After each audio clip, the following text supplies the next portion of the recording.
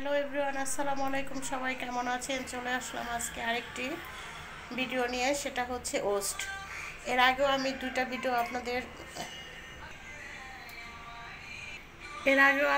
ডায়েটের ভিডিও আপনাদের সাথে শেয়ার করেছি, যে খেতেও মজা এবং ডায়েটও হয়, দুইটাই চলে। আর আজকেও আমি যেই ভিডিওটা আপনাদের সাথে শেয়ার করতে চলছি, এটাও ডায়েটের জন্য খুবই ভালো এবং খুবই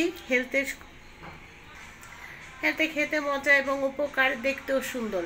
এভাবে এক এক দিন এক একটা করে খেলে আপনাদের অরুচি আসবে না ডায়েটে, সবসময় ডায়েট করে যেতে পারবেন। এখানে আমি নিয়েছি ওস্টের এই যে দেখতে পাচ্ছেন, এই ওস্টটা আমি নিয়েছি, সাথে দুইটা ডিম আছে, আর নিয়েছি টমেটো, পেঁয়াজ কুচি, ধনেপাতা, পেঁয়াজ কুলি, কাঁচামরিচ, আমি পাতাকপি কুচি। আপনারা আরও কিছু নিতে পারেন, গাজর অ্যাড করতে পারেন, বটবটি, যে কোনো সবজি দিয়েই করা যায়। তা আমি এই কয়েকটা রেসিপি দিয়ে আপনাদের তৈরি করে দেখাবো। খেতেও অসম্ভব মজাদার এবং সুস্বাদ হবে। ঘরে থাকা যেসব উপকরণ, সেগুলো দিয়ে আমি রেসিপি তৈরি করার চেষ্টা করি, আর হেলথের জন্য আমি এগুলাই আপনাদের সাথে শেয়ার করতে চলে আসলাম। তাহলে চলুন দেখি কিভাবে করে। ধনিয়া পাতা, এই যে ওস্টের এটা নিয়ে নিলাম।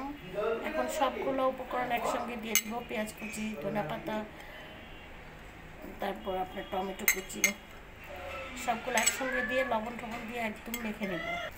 কাঁচামরিচের ঝালটা দিলেই সবচেয়ে বেটার হয়। তারপর মশলাটা হচ্ছে আপনাদের নিজেদের ব্যাপার, যে যেমন ঝাল খান সেরকম ঝাল দিতে পারেন। আমি এখানে একটু সামান্য হলুদ ব্যবহার করব, সামান্য একটু হলুদ মরিচ মিক্সড করব। এখন খুব ভালোভাবে কষলিয়ে মাখিয়ে নেব। আমি ওস্টের বিভিন্ন রেসিপি আপনাদের সাথে শেয়ার করব, সেক্ষেত্রে আপনাদের যদি অন্য কোনো রেসিপি আরও দেখতে ইচ্ছে করে আমাকে বলবেন, আমি আপনাদের সাথে সেটাও শেয়ার করব। এই দেখতে পাচ্ছেন, সুন্দর করে আমি মেখে নিয়েছি। এখন ওস্ট দেব এবং সাথে দুটো ডিম দেবো। এটার নামটাই তো ভুলে গেলাম আপনাদের বলার সাথে। বেলাবেলি ঝামেলা ছেড়ে আপনাদের ওস্টের চাপড়ি নিয়ে আসলাম আজকে। এভাবে আপনারা চাপটি করে খেয়ে দেখবেন, খুবই টেস্টেবল এবং খুবই হেলথের জন্য ভালো হবে।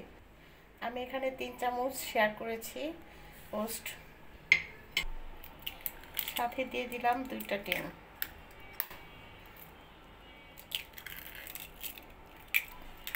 এখন সুন্দর করে মেখে নেব। ওস্ট স্পাইসি প্যানকেক আপনারা, আমি ঝাল করে খাই, আপনারাও খেতে পারেন করে দেখে। এই তো আবার সুন্দর করে আমি মেখে নিলাম। এখন কিছুক্ষণ রেখে দিব আমি 5-10 মিনিটের মতো, তারপরে বানাবো। এই যে দেখুন, এটা দিয়ে দিলাম একটা। এটা অবশ্য আমি সরিষার তেল দিয়ে করেছি, আপনারা চাইলে অলিভ অয়েল দিতে পারেন।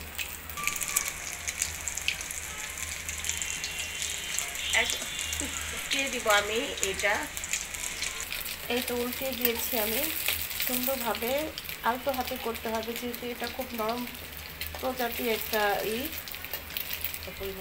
আমার এখানে তেলটা একটু বেশি পড়ে গেছে, এর জন্য একটু বেশি দেখাচ্ছে। আপনারা চাইলে আরও কম করে নিতে পারেন, যে অল্প ভাজতে পারেন। যে প্যানকেকগুলো খেতে খুবই অসাধারণ এবং মজাদার। এই দেখতে পাচ্ছেন কত সুন্দর হয়েছে। এখন ওই কেকটা হয়ে গেলে আমি তুলে ফেলবো। তো আগেরটা তুলে আমি এখন আরেকটা দিয়ে দিলাম। আর জালটা এই অবস্থায় রেখে দিবেন, যাতে অল্প আঁচে হয়ে যায়। এই তো আমার এখানে 3টা প্যানকেক হয়ে গেছে।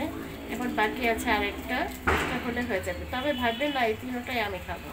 আমরা দুজনের এখানে ডায়েট চার্ট করছি, আমি এবং আমার ভাবি দুটো করে খাবো। এই যে এটাকে উল্টে দিলাম। এখন এটা উল্টে পাল্টে করে এভাবে ভেজে নিব। এই তো আমার হয়ে গেল ওস্টের প্যানকেক। আর এটা যদি আপনি সস দেখান খুবই মজা লাগবে এবং ডায়েটও হবে। দেখছেন কি সুন্দর চাপটি স্টাইলে। এই যে টমেটো কেচাপটা আমি ঘরে তৈরি করেছি, একদম সুগার ছাড়া। তো আজকের মতো এই পর্যন্তই। সবাই ভালো থাকবেন। আর আমার চ্যানেলের নাম হচ্ছে বাংলাদেশ ব্লগার মেরি। বেশি বেশি করে লাইক, শেয়ার, কমেন্ট করতে ভুলবেন না। আর সাবস্ক্রাইব করতে তো একেবারেই ভুলবেন না। এটা আপনার ছোটো বড়ো সবাই খেতে পারবে, সমস্যা হবে না, যেহেতু সবজি দিয়ে করা। এটা আপনি টিফিনেও রাখতে পারবেন বাচ্চাদের জন্য। তো সবাই ভালো থাকবেন, বেশি বেশি করে আমাকে সাপোর্ট করবেন। সবার জন্য অনেক অনেক শুভেচ্ছা, অভিনন্দন রইল।